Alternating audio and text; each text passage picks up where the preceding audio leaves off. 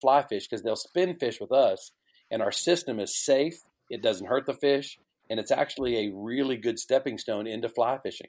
So we've got a good relationship with them, but there's still that gap right there that I'm trying to fill in to say, listen, we all can work together in this. Listen, there's some, people using stuff for trout that hurt the fish. They swallow it and hurts the trout. Man, we don't want that. It doesn't do anything for our fishery. Now, if you're going to keep your limit of 5 fish like it is here in Arkansas, then it really doesn't matter what system you use. You're going to hurt them permanently, right?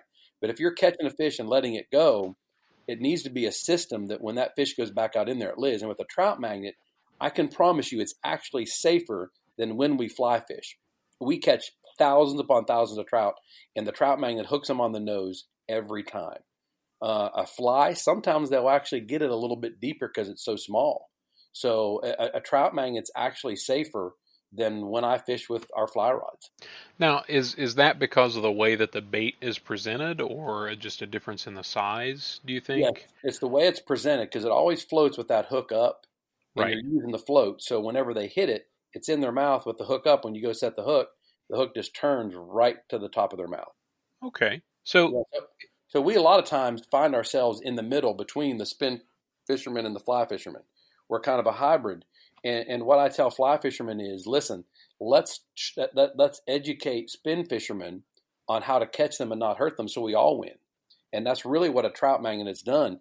And when you look at what, the trout magnet in particular has done, how many fish have we saved? We're somewhere, I was looking the other day, we're realistically going to get to 1 billion trout magnets here pretty soon. I mean, you think about that. We have sold somewhere between 6 and 700 million trout magnets. And so that's insane how many fish that has actually saved.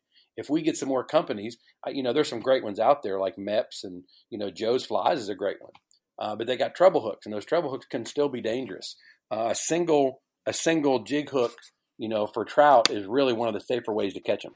now I gotta take a minute, real quick, to make a confession. I personally have never fished with a trout magnet. Listen, Um, we all have our problems, Sean. You can fix this. I'm glad this is confession hour because I got some things to confess to. That's a bad one though. I don't know if I can top that one, but well, I am still in Southern Ohio, where trout really isn't a it's huge not strong. You're right. It's thing. not. Yeah. But we do have some nice crappie lakes and some nice panfish lakes.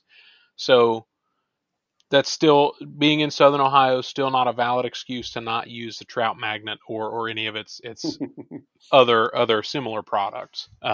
I found out about the jig head and have actually been interested in trying the jig heads through a YouTube channel. There's a gentleman on YouTube named Extreme Philly Fishing, um, and he microfishes. Okay. That's one of his big things, and he will use trout magnet jig heads to fish in creeks, and he talks about how much he likes the jig head. And looking at the trout magnet jig head, it does have just a completely different shape. How long did it take you to come up with that shape, to get that pour right each time you did it? Well, actually, it's really weird. That shape exists on larger ones already and has for years in the salt Okay. world, just not one that small. So that really wasn't a unique situation. Now, where the lead sits and how the eye comes up out, that was changed over times to get the lure to fall a little bit more flat. And so the shape, wasn't something we really came up with. It's kind of one of those deals where we put several things together that were already out there. The body looks like a beetle spin, but just a lot smaller and bigger. Hmm. The lure that we actually got the idea from was a panfish jig. And so basically looking at it going, okay, yeah, let's do this to that. And so altering to get what we wanted was basically taking stuff that was already out there. So people always say, how'd you do this? I'm like, we really didn't. It was just other products, and one in particular that we went, let's take this and alter it to what we want it to be. And the trout just jumped on it. Now, the cool thing about it is the brim, panfish will destroy it. We get emails and phone calls daily throughout the summertime. And it's always the same one. The girls in the office will take the call and they'll listen to it like it's the first time they ever heard it. But literally thousands of times we've heard this comment. it was either the guy fishing with crickets or the other guy saying it beats crickets. And they'll say the same thing over and over again. I was fishing, my buddy was using trout magnets, I had crickets, and eventually I had to switch because he was catching more than I was. And so I'm not sure it's that slow fall that really gets the brim, panfish type, deal. And sometimes crappie, if crappie are shallow, man, I'll switch to a trout magnet a lot of times because they'll hit it over the crappie magnet.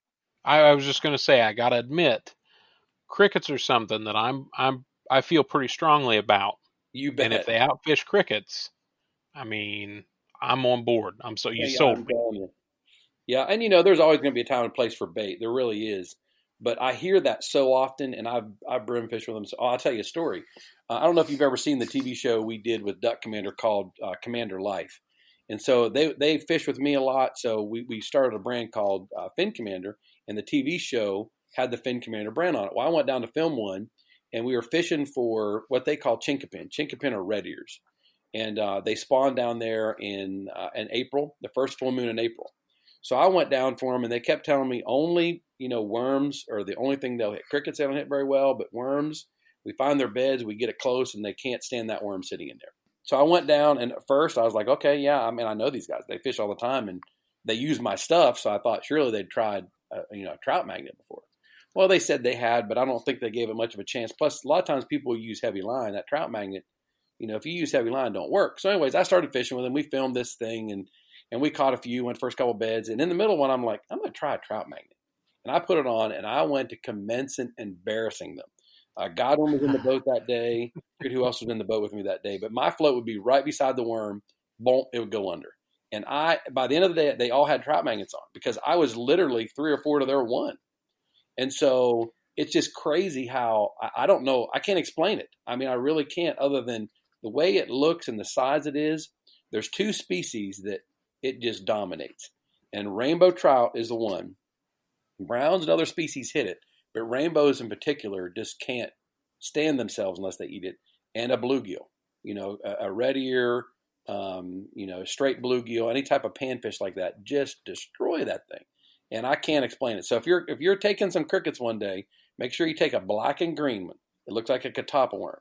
A black and green trout magnet, and fish it with light line, 2-pound test or 4-pound test, and see what happens. There is no better feeling in the world than making everybody else fishing with you dig through their tackle box to find what you have. Yeah, I know. It's kind of funny. We've done that so often. It's kind of bizarre. It's really what's made our company grow, because if you go out and do that a couple times, I mean, the guys that are with you are going to have trout magnets afterwards, because it'll outfish everything for those 2 species in particular. This might be slightly off topic.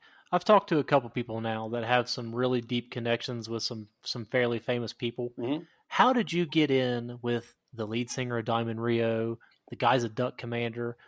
I mean, not that I'll ever make it to talk to any of those guys, but like, how did you end up setting up those connections? Well, God had a lot to do with that, and brought me into a place where I got to meet a lot of people. Now, Willie Robertson and I have been friends, though, since college.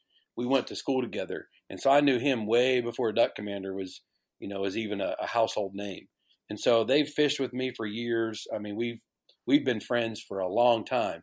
And so that relationship happened because it just, it's been there before the popularity was. Diamond Rio and those types of things, the success of Trout Magnet has been, a huge blessing from God, because I mean, when I think back years ago and how I fished and the equipment I had, man, I grew up not knowing how to catch trout. I really didn't. My dad was a great man and loved to fish, but he didn't have the skill set or the equipment to catch fish, and I didn't know it took that.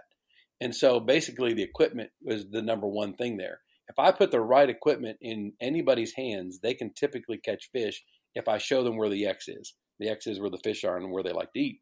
And so once the trout magnet came out, the popularity really led us to a lot of those opportunities. A lot of those people come to fish with us, because they've heard of the trout magnet or they fish with the trout magnet. And I live on typically what a lot of people consider one of the best trout streams in the world. And so you put that together with this product, and I got people wanting to come over here all the time, to go out and catch fish. A good day on our river. I mean, last week I took some people out, and I have a little clicker around my neck, and I clicked 155 trout in one morning. That's how many fish came in my boat in the net, and we let go. You can't do that anywhere else in the world. So, God's, took this business to another level. And because of that, I've really got to meet some cool people and get to hang around some pretty interesting folks. The thing about a lure like Trout Magnet, Sean and I both have kids. Mine are 3 and 5. Sean, how old are Lucas and Kaylee? Oh, 11 and 13. Yeah, so too fast. Oh, wow, yeah. That's where I'm 10 and 13. I got a 13-year-old girl and 10-year-old boy. And the cool thing about a Trout Magnet, I just did it yesterday. We have a new product coming out in Walmart this spring. Actually, we just shipped it a few weeks ago. It'll be in some of the stores here in the next few weeks. It's called the Tackle Pack. And the Tackle Pack clips onto your waist so you don't have to hold your fishing lures when you go fishing. And it's made for families. And we clipped 2 on yesterday morning, and my son and I just went to a creek. And he was just, I forget sometimes it's not about catching big fish. It's not about catching, certain types of fish. We caught red-eared sunfish and goggle eye, and he was ecstatic with a white trout magnet throwing. I had other lures in that tackle pack, but he never got off a white trout magnet. And it's so cool that you can put that on and go do that with your kids. Let's back up a second. Goggle eye, you talking rock bass? Yes, absolutely, yes. Yeah. Okay, that was going to get me for a second. So, those creek fish love that trout magnet because it's so small. Now, a lot of times you're catching 4 and 5 inch bluegill, but he loved every bit of it. In fact, there's going to be a video I'll put on our Facebook page probably the next day or two of that trip, and you can watch him, casting that. We had 4-pound tests on the pole, a little heavier than I like to have with that trout magnet, but it did fine. And he actually caught a pretty decent little smallmouth on one of them, and tons of sunfish. It was fun. Well, Sean, you just took Lucas out for a creek wading trip. Yeah, it's been a week or two ago, but we is a little bit bigger than a creek. It's the Little Scioto River here in Southern Ohio, and we managed between the two of us to catch about 25, 26 spotted and smallmouth bass. Oh, cool. And I think is the first time Lucas had ever actually caught fish, beyond creek bluegill and things like that. And he was blown away. But anytime that I like to wade, and anytime that I can get out and wade and catch fish with family and friends is a good day. You bet. I love wading those. That's what we did. We wet waded yesterday, and I wish I'd have put a lure in that tackle pack that I didn't. We make a lure called a trout slayer. Have you ever seen a trout slayer before? No. A trout slayer is a little crawdad. It's a super small crawdad, but it has the same hook as a trout magnet hook with a long shank on it. Dude, those creeks, man, it's unbelievable what you catch on that thing. And even some of the decent sized smallmouth will hit it.